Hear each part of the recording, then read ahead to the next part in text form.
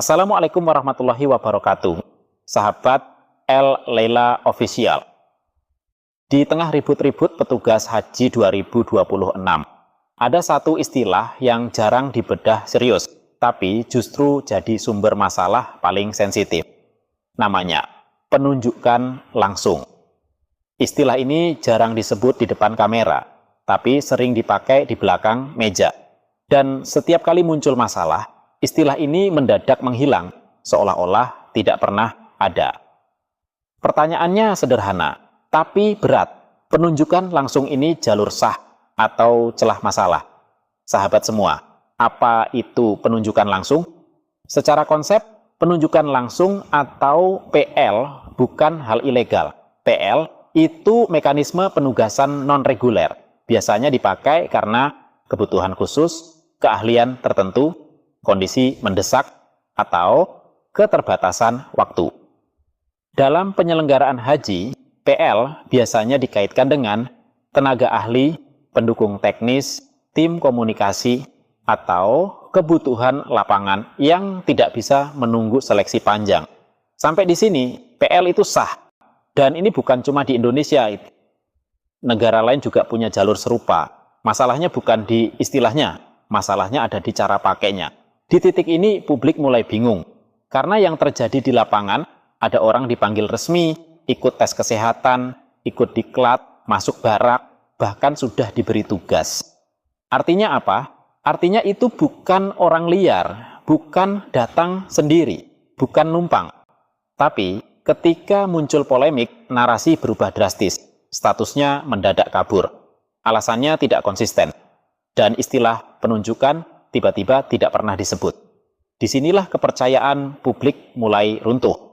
Karena kalau ini penugasan resmi, negara seharusnya hadir penuh. Dan kalau ini bukan penugasan resmi, seharusnya tidak pernah sampai sejauh itu prosesnya. Sahabat semua, ini inti masalahnya. Yang jadi soal bukan PL-nya, tapi tidak ada SOP terbuka, tidak ada penjelasan kuota, tidak ada batas kewenangan, dan tidak ada perlindungan institusional.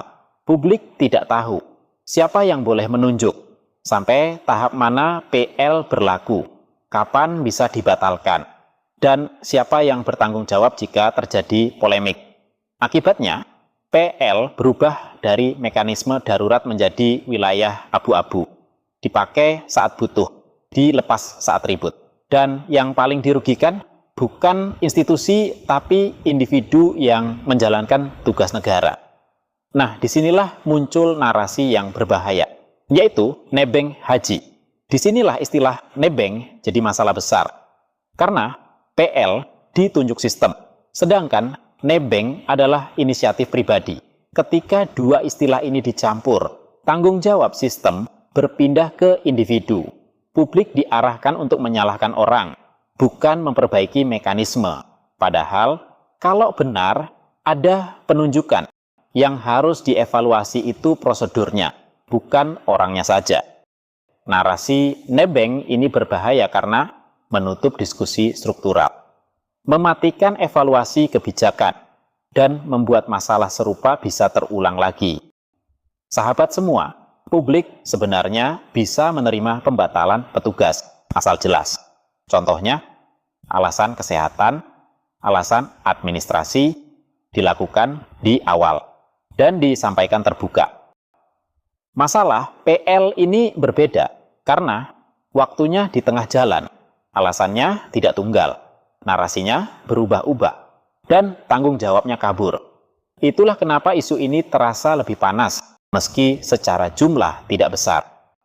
Sahabat semuanya, kalau negara memang butuh jalur penunjukan langsung, dan itu realistis, maka wajib ada pembenahan.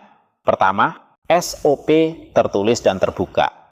Yang kedua, kriteria yang bisa diuji publik. Kemudian yang ketiga, batas waktu dan tahapan jelas. Lalu yang keempat, perlindungan institusional bagi yang ditugaskan. Dan yang kelima, mekanisme klarifikasi resmi, bukan lempar isu. Tanpa ini semua, PL hanya akan jadi alat darurat yang selalu berujung krisis kepercayaan. Sahabat semua, Masalah petugas haji bukan cuma soal siapa yang berangkat dan siapa yang batal. Masalah besarnya adalah ketika negara menunjuk tapi tidak melindungi.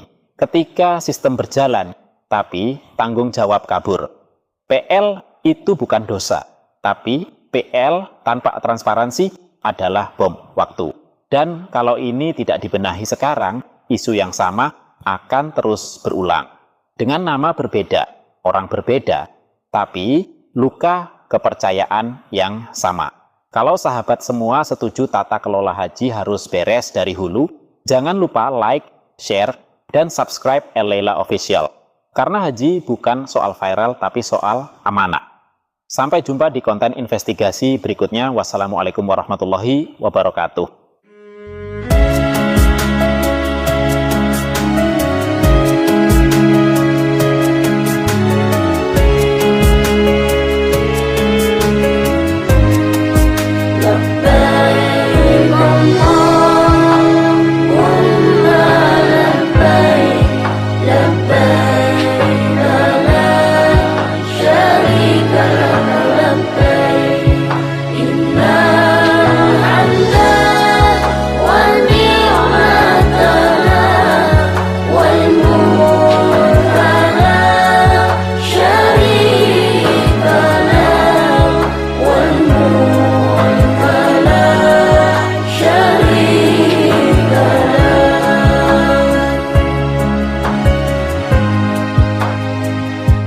Ya Allah yang Maha Pemurah, beri kami sehat walafiat, rizki berlimpah yang halal barakah, keluarga sakinah, mawaddah warahmah, putra putri yang salih salihah, ahli ilmu dan ahli ibadah.